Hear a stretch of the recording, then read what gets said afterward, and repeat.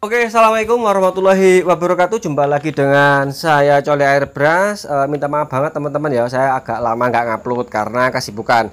Di video terakhir itu pokok bahasan tentang manajemen menentukan tarif dan harga. Banyak sekali masukan dari beberapa teman-teman yang mungkin sudah senior atau jam terbangnya lebih daripada saya, dan juga ada beberapa teman-teman yang pemula tentang harga dan tarif. Untuk masalah itu nanti kita sambung lagi di uploadan selanjutnya. Tentang bagaimana menaikkan harga dan sebagainya ya. Banyak kan komentar yang di situ seperti gitu. Nanti kita coba bahas saja di uploadan selanjutnya. Sebenarnya materinya sudah dapat, tapi saya belum sempat atau belum ada waktu untuk ngedit atau buat videonya. Oke, pada video kali ini ada sedikit bahasan yang sepertinya cukup asik untuk kita bahas, berhubungan dengan beberapa hari ini yang lagi viral ya di beberapa platform sosial media, di TikTok, Instagram dan lain sebagainya, tentang masalah thinner. Jadi thinner yang beredar, yang cukup ramai atau booming, tentunya teman-teman sudah banyak yang tahu. Untuk thinner itu kalau nggak salah jenisnya medium ya. Kebetulan di Hardwell juga ada thinner medium seperti gini. Jadi thinner PU itu ini sedikit menambah wawasan bagi teman-teman mungkin yang pemula. Thinner PU itu yang kami tahu atau saya tahu ada dibagi menjadi tiga, medium, slow, dan extra slow. Dari ketiga thinner ini semua jenisnya PU atau polyuretan. Cuman untuk karakter dan karakter atau sifatnya ini memang beda. Untuk thinner medium sendiri, jadi untuk thinner medium ini dia karakternya lebih cepat kering. Terus untuk yang thinner slow-nya ini karakternya sedikit agak lambat kering. Berikutnya yang ketiga adalah dia lambat untuk kering. Dan untuk pokok permasalahannya mau kita bahas ada dua masalah atau dua apa ya, ini gosip kah atau apa namanya, aku juga bingung. Jadi ada dua pokok bahasan yang sedikit unik saya bahas, hasil dari beberapa curhatan teman-teman yang saya tampung. Yang pertama adalah ketika kita aplikasi dari clear coat yang itu yang tadi saya bahas di depan, setelah dicoba ya, jadi beberapa teman itu keluhan yang didapatkan adalah satu, clear coatnya teksturnya jeruknya berlebih atau kurang ideal, dan yang kedua clear coatnya selesai tembak memang mengkilap, tapi setelah kering absorbnya banyak. Jadi satu kali 24 jam kemudian ternyata hasil clear coatnya itu absorbnya banyak banget. Kira-kira permasalahannya di mana? Nah, ini yang cukup seru kita bahas di episode kali ini. Oke, yang pertama-tama dulu, jadi tentang clear coatnya teksturnya jeruknya berlebih atau jeruannya kurang ideal setelah kering.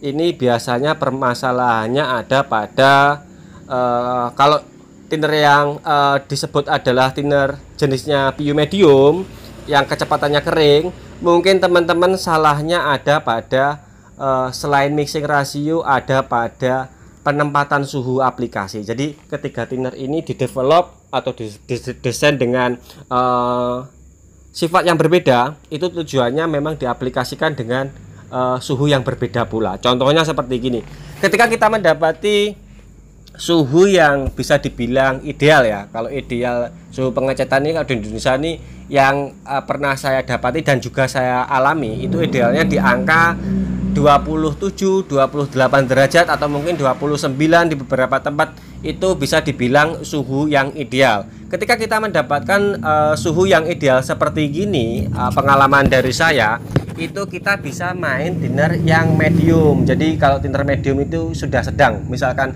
kita pakai clear coat 21 dengan TDS yang tertera di kalengnya itu 0,5 untuk thinnernya ya. 0,5 itu kalau di persentase kurang lebih 17-20% misalkan. Ketika mendapati suhu ideal, kita bisa main thinner yang medium. Jadi kalau sudah pakai medium, itu bisa mendapatkan hasil float time yang cukup ideal. Jadi akhirnya nanti endingnya clear coatnya jeruannya juga ideal. Saya akan memberikan analogi sederhana seperti gini. Jadi misalkan ini suhu ideal ketemu dengan thinner yang medium, float time-nya ini menyesuaikan. Tapi kalau sudah ketemu dengan suhu yang terlalu tinggi, misalkan di angka 30 derajat, 31 derajat, atau 32 derajat Celcius, ketika kita pakai thinner yang sifatnya cepat kering atau thinner medium seperti gini, ketika kita tembak, itu belum sampai thinnernya ini bergerak atau lumer, atau istilahnya kita menyebutnya float time, dia sudah berhenti karena pengaruh dari thinner ini yang tidak mau flow time lebih panjang. Jadi thinnernya ini tetap mekungkung boso Jawa nih. Jadi dia nggak mau lumer dengan bagus atau ngeflat dengan bagus pada media. Ini selain dari pengaruh cat dasar ya, misalkan kita ngomong cat dasarnya ini sudah mulus, misalkan kita timpa. Jadi waktu untuk lumernya berhenti karena thinnernya yang salah pemilihan thinner. Jadi intinya salah pemilihan thinner. Ketika suhunya ini panas, mestinya dipakai slow atau extra slow. Berikutnya sedikit saya bahas lagi tentang thinner. Ini dulu sebenarnya sempat saya bahas ya. Kegunaannya ketika suhu sudah mulai nggak ideal, misalkan siang hari itu berkisar di antara suhu 29, 30 misalkan. Itu terjadi biasanya jam 10, jam 11 ya. Mungkin kita sudah bisa ganti thinner yang extra slow atau karakter thinner dengan flow time yang lebih lama. Jadi supaya untuk membantu flow time-nya clear coat atau lumernya clear coat pada media itu dibuat lebih panjang supaya clear coat itu bergerak menemui mengikuti alur jalannya seperti gitu. Namun jika kita sudah menemui suhu yang kurang ideal itu berapa? Misalkan kalau kurang ideal yang sering saya jumpai itu ketika tengah hari ya. Tengah hari itu biasanya suhunya bisa sampai 32, 33, bahkan bisa 34. Ketika kemarau seperti gini, bahkan mungkin bisa lebih ya di beberapa daerah. Itu baru kita bisa main thinner yang extra slow karena dia memiliki tingkat kekeringan yang lebih lama kering, atau setidaknya bisa membantu flow time-nya clear coat ini lebih panjang lagi. Jadi bisa clear coat ini bisa bergerak merenggangkan otot-otot sampai menemukan jalannya mengikuti dengan kontur dari media. Jadi bisa mendapatkan clear yang flat ideal. Kalau sudah menemui suhu yang ideal seperti itu, terus teman-teman pakai thinner yang medium atau thinner yang beredar di pasaran yang hari ini lagi rame ya, kalau kita mixing rasio ngikuti TDS ya tentunya flow time-nya akan susah karena karakternya dia cepat kering. Cocoknya ya harus main pada suhu yang ideal. Kalau pakai thinner tersebut yang sifatnya medium, misalkan medium dari brand lain atau medium pakai dari brandnya Hardwheel, teman-teman yo main pagi hari jam 7, 8, 9 itu ideal. Kalau mau main sore hari berarti jam 5, jam 6 atau mungkin setengah 5. Kalau cuacanya nggak begitu terik itu juga bisa kita mainkan. Oke, berikutnya tentang masalah yang kedua adalah clear coat-nya selesai tembak mengkilap tapi setelah kering absorbnya banyak. Nah ini berhubungan lagi dengan karakter clear coat-nya. Mungkin karena teman-teman uji coba pertama ketika nembak didapati jeruannya terlalu berlebih, pengennya thinnernya dibanyaki atau dienceri. Contohnya misalkan suhu sudah nggak ideal, misalkan tengah hari atau di suhu 29, 30, 31 misalkan, yang harusnya pakai thinner slow karena nggak ada thinner slow, kita tetap pakai yang medium. Mixing rasionya kita banyaki, misalkan kita banyaki, apa yang terjadi? Jadi setelah thinnernya kita banyaki, tentunya ditembak ringan, hasilnya juga mengkilap. Tapi lagi-lagi kembali lagi kepada yang sering kita kampanyekan, clear coat adalah sampah. Thinner adalah sampah. Jadi ketika mixing rasio kita buat lebih encer, misalkan anggap aja kita pakai clear coat 21 dengan mixing rasio TDS-nya itu 0,5 ya, 0,5% itu anggaplah kalau di persentase itu di 17 sampai 20% misalkan. Karena kita ngejar flow time-nya supaya lebih lambat, supaya flatnya bagus, kita banyakin mixing rasio thinnernya. Anggap aja kita pakai mixing rasio thinner 40% atau 30%. Tentunya ditembak juga hasilnya mengkilap bagus. Tapi setelah kering, setelah thinnernya nguap, setelah thinnernya pergi, tentunya yang ada tinggal clear coat-nya. Jadi sehingga absorbnya banyak. Saya akan membuat analogi sederhana seperti gini. Misalkan clear coat sama-sama clear coat, di sini ada clear coat A, di sini ada clear coat B. Yang clear coat A mixing ratio thinnernya ngikuti dengan TDS.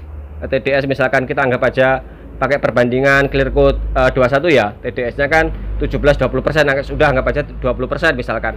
100 mili clear coat yang sudah dicampur dengan thinner 20% itu hasilnya akan berbeda dengan clear coat sama-sama 21 atau brand yang sama, tapi mixing ratio tinernya kita banyak. Anggap aja yang sini tadi tinernya 20%, yang sini tadi tiner mixing ratio tinernya 40%. Anggap 100 ml kita tembakkan pada media yang sama. Nanti setelah kering, yang ada yang thinner yang 20% ini 20%-nya nguap. Jadi kita dapat ketebalan daging kurang lebih 80% ketebalan daging clear coatnya. Tapi thinner yang mixing ratio tinernya clear coat yang mixing ratio tinernya banyak, anggap aja di tadi tinernya 40%, berarti kita tinggal dapat daging 60%. Itu yang kita maksud dengan thinner adalah sampah. Jadi ini setidaknya menjawab pertanyaan dari yang nomor 2. Setelah selesai tembak mengkilap, ternyata besoknya dropnya banyak.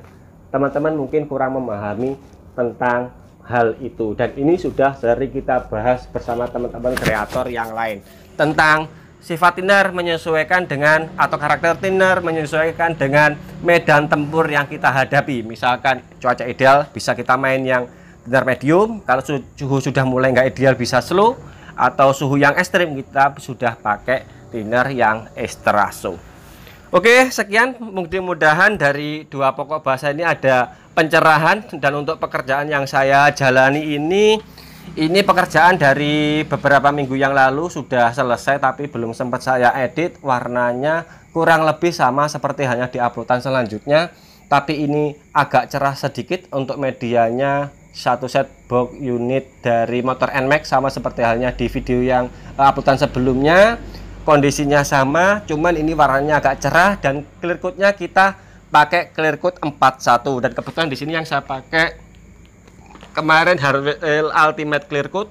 Terus saya juga main di suhu yang ideal. Jadi nembak clear coat itu kurang lebih jam 9. Nembak pagi pakai cat PU karena medianya saya siapkan kemarin malamnya atau tadi malamnya kita tembak, kita sanding. Kemudian pagi itu jam 7 saya sudah bisa aplikasi clear coat karena catnya PU, jeda 1 jam. Kemudian kurang lebih selesai jam 8, jam 9 saya baru aplikasikan clear coat 41-nya. Jadi suhu ideal, jadi thinner yang kita pakai ini medium. Misalkan skenario pekerjaan kita ngecitnya terlalu lama, ada trouble, misalkan sampai jam 11, ya saya nggak mau pakai yang medium. Saya tentunya akan pakai yang slow atau mungkin extra slow. Karena di sini tempat saya cuacanya ekstrem sekali.